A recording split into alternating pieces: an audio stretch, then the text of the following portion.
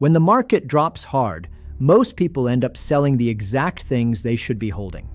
Not because they are reckless, because every dollar they own is doing the same job at the same time. So when one thing falls, everything falls together, and there is nothing left to lean on. There is a way to structure a system so that does not happen.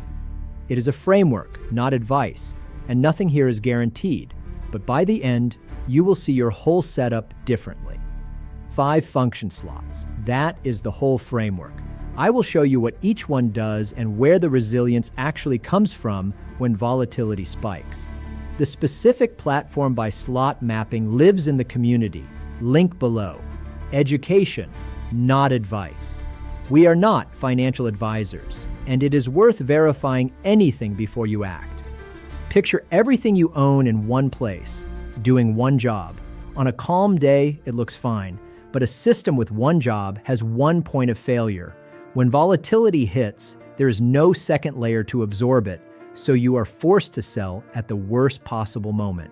The fix is not a better guess about the market. It is structure.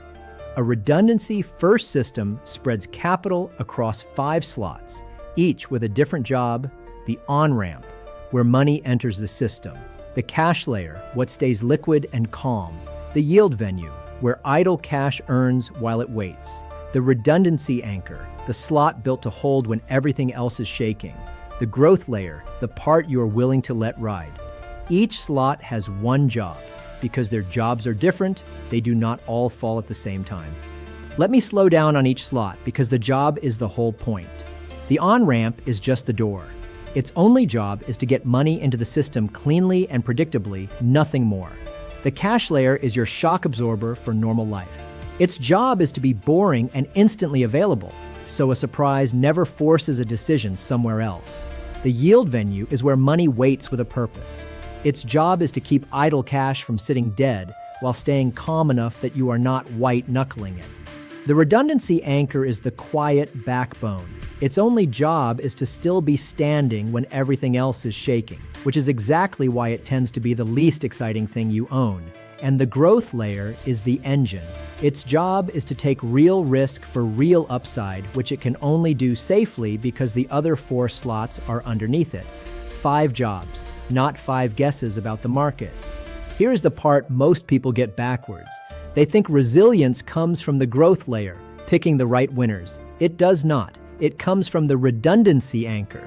When the growth layer drops, a redundancy anchor and a cash layer give you something to lean on, so you are not forced to sell the growth layer at the bottom. That is the closest thing to a self-correcting system. The calm layers absorb the shock.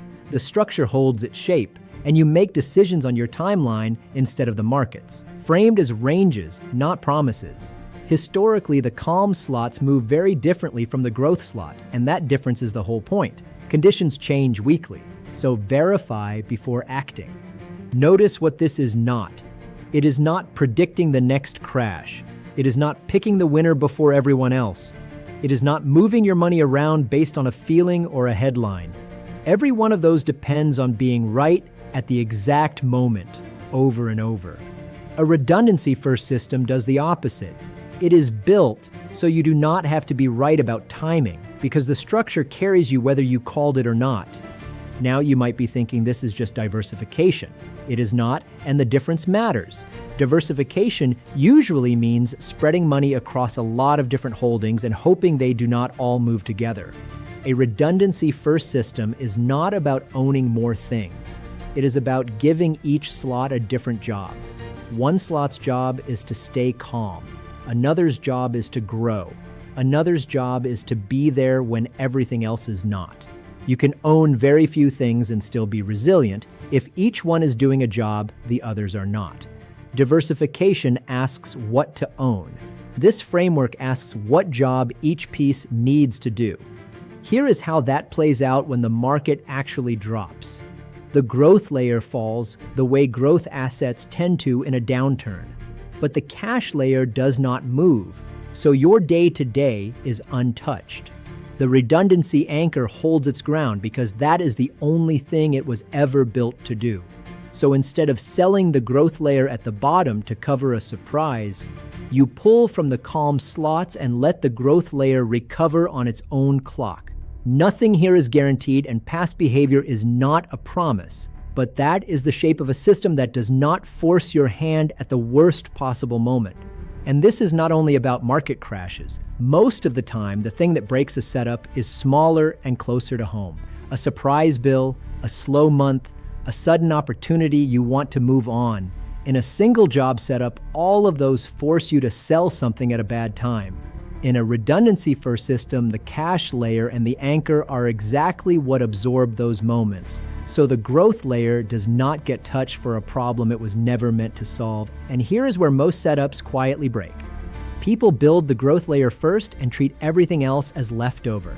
They chase the highest yield they can find and call that the plan. But yield without an anchor is just more of the same risk wearing a different label. The anchor is not the exciting part. It is the part that lets the exciting part survive a bad year. One more thing about how it is built. The order matters as much as the pieces. Most setups go top down, the exciting slot first, with safety bolted on later, if at all. A redundancy-first system goes bottom up. The anchor and the cash layer come first, because they are what let everything above them take risk without taking on ruin. The floor comes before the height. The boring slots are not the consolation prize. They are the permission slip for the exciting ones. So how do you know if a slot is missing? You do not need a spreadsheet for this. Ask 2 questions. First, if everything dropped at once tomorrow, is there anything you own that would barely move? If the answer is no, your anchor slot is thin. Second, if a real expense hit this week, would you have to sell something you would rather keep? If the answer is yes, your cash layer is thin. 2 questions, and you already know where the gap is. Quick question while we are here. Which part trips you up more, deciding what goes in each slot or actually doing it? Drop 1 word below, deciding or doing. I read these. When all 5 slots are filled and connected, you stop having a pile of accounts and start having a system. Each piece doing its job, the whole thing holding together under pressure. That is the redundancy ladder. What I have not done here is map specific platforms to each slot or show the pre-built compositions, which platform tends to fit which function and how they connect. That is the part that makes this real, and it is inside the free community with the system lab where you can map your own. So resilience is not a better bet. It is a better structure. 5 slots, each with a job anchored by the one built to hold. The free Obsidian metrics community link is in the description with the platform by slot mapping and the system lab. Tell me in the comments, deciding or doing. Educational only, not financial advice. Results not guaranteed. We are not financial advisors. See you in the next one.